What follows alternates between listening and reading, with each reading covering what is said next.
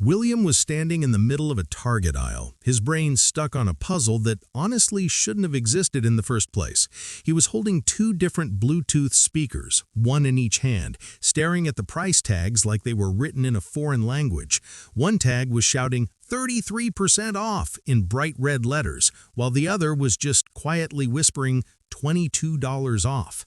As a line started to form behind him and the pressure of the fluorescent lights set in, a strange thought hit him. The store wasn't just offering him a deal, it was handing him a math test specifically designed to make him fail. I am John, and I decode the hidden psychology of pricings. We've all been William, that split second of math panic where you're standing in an aisle staring at a price tag, trying to figure out if you're actually winning or just being played. It's that internal friction where your brain feels like a spinning loading icon. Here's the thing I find fascinating. That struggle isn't happening because you're bad at math. It's happening because our brains weren't built to translate percentages into cold hard cash in real time. Think about it. We feel percentages emotionally. 33% off sounds massive, doesn't it? It feels like a landslide victory for your budget. But at the end of the day, we don't spend percentages, we spend dollars. I've realized after seeing this pattern over and over that stores absolutely love to exploit that specific translation lag in our heads. They want you to feel the excitement of a big double-digit number without actually looking at the physical weight of what's leaving your wallet. It makes me wonder, and this is the core question we're unpacking today, why does a $10 discount feel like an absolute steal on a t-shirt, but like a total insult on a laptop? What is that invisible line that changes how we see value, and how do we stop falling for the theater of it? So how do we make sense of this? Let's unpack the core principle here. In the world of psychological pricing, there is a specific mental shortcut we use to survive the grocery store without having a total meltdown. It's called the Rule of 100. To really get why this matters, I have an original analogy for you. Think of a discount like two different types of force. It's like trying to compare a scream to a punch. Now, which one is more impactful? Well, it depends on the context, right? They're completely different kinds of force. A percentage, that 33% off, is like the volume of the discount. It's the scream, it's loud, it grabs your attention, and it makes the deal feel urgent and big. But at the end of the day, the dollar amount, that's the physical impact on your wallet. That's the punch. The problem is that our brains get overwhelmed by the volume of a percentage and we forget to measure the actual impact of the cash. The Rule of 100 is essentially the translator. It's the tool that helps you look past how loud the store is screaming and tells you exactly how hard that discount is actually hitting your bank account. It's the difference between feeling like you got a deal and actually keeping money in your pocket. Why does this happen? Why can't we just see a number for what it is? To understand that, we have to look at how our wiring actually works. This isn't about being bad at math, it's about how humans evolved to perceive magnitude. Psychologists often point to something called the zero price effect or general numerical framing. You see, our brains are essentially efficiency machines. We don't like doing heavy lifting if we can avoid it. Calculating 33% of $67.42 while a toddler is screaming and a line is forming behind you is a massive cognitive load. Your brain wants a shortcut. The shortcut it takes is looking at relative size. When we see a 30, our brain registers a certain amount of space that number takes up. On a scale of 1 to 100, 30 feels significant. It's nearly a third of the way there. But if we see a 10, our brain compares it to the total price or just sees it as a single digit.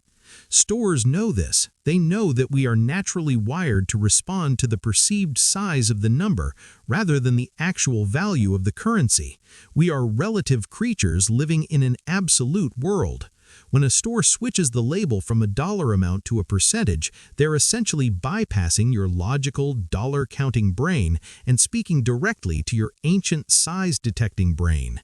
This is how our wiring works. It prioritizes the speed of the big-sounding number over the accuracy of the math. Once you have this aha moment, you can't unsee it. It's like a glitch in the matrix that appears every time you go shopping. Let's look at a specific observation I've made about how this plays out in the wild. Take a place like Old Navy. You'll walk in and see a massive sign over a rack of t-shirts, 40% off. Now that t-shirt is probably $25. If you do the math, that's a $10 discount. $10 is fine, but it doesn't sound nearly as exciting as 40%.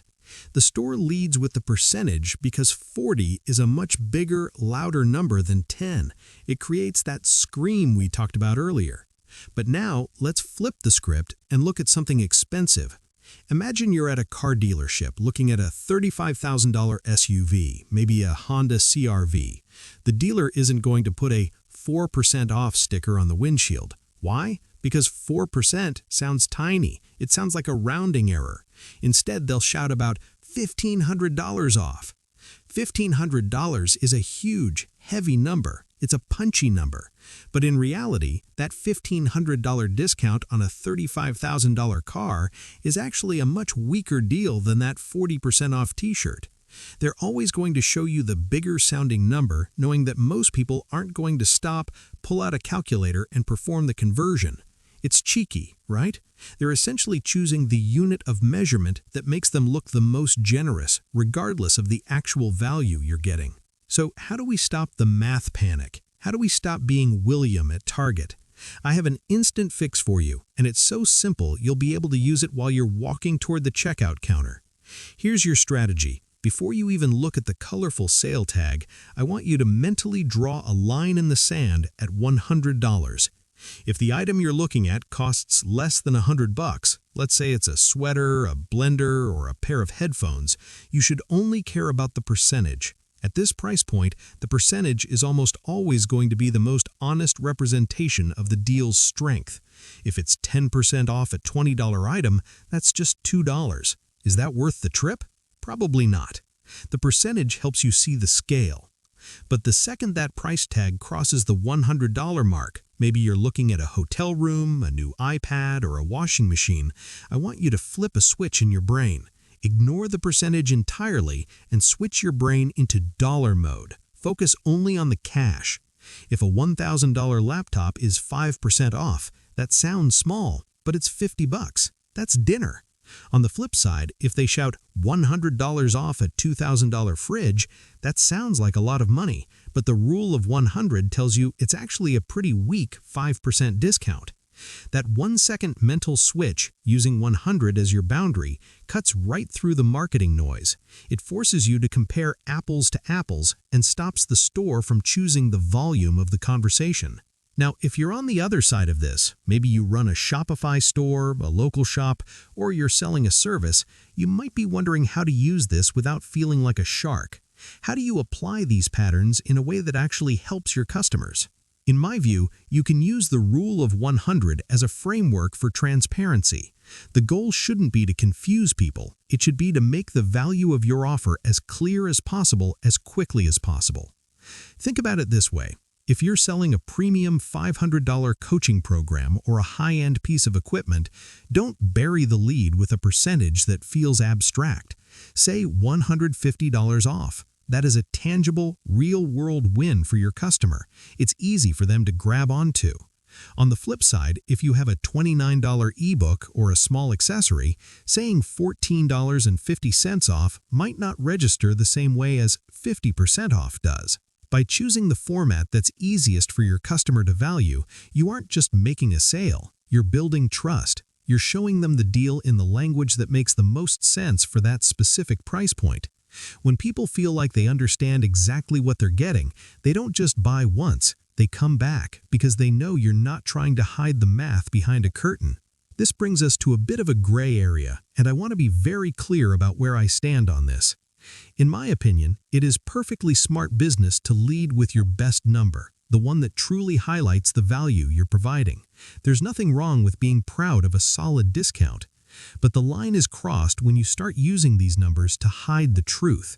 It becomes deceptive the moment you force the buyer to dig through fine print to find out they aren't actually getting a good deal. If you're advertising $1,000 off a new truck, but you're intentionally making it impossible to see that it's only a 2% discount on a massive markup, you aren't marketing anymore. At that point, you're just manufacturing confusion to disguise a weak offer. To me, smart is showing the discount in its best light. Deceptive is using the math to make a bad deal look like a good one. Real influence comes from transparency, not from hoping your customer is too tired to do the math. The rule of 100 is a game changer for your daily spending, but it's actually just the tip of the iceberg when it comes to how our decisions are shaped. Once you master this mental shortcut, you start to realize that the math tests don't stop at the initial price tag. Think about those times you've already said yes to a price you're happy with, only to have the numbers start climbing as you walk toward the door. Do you want the protection plan? The extended warranty? How about the premium mounting kit? That is a whole different beast called the psychology of add-ons, and it's the exact reason why a $40 phone case somehow turns into an $85 total at the register. We're going to be breaking that down in our next video, so stay tuned for that. But before we go, I want to hear from you. In the comments, hit me with this. What's the last deal you bought where you later realized the discount was mostly theater? Maybe it was a huge dollar amount on something massive or a big percentage on something tiny. Let's talk about it down there. I'm curious to see which industries are leaning on this the hardest in your area. I will be back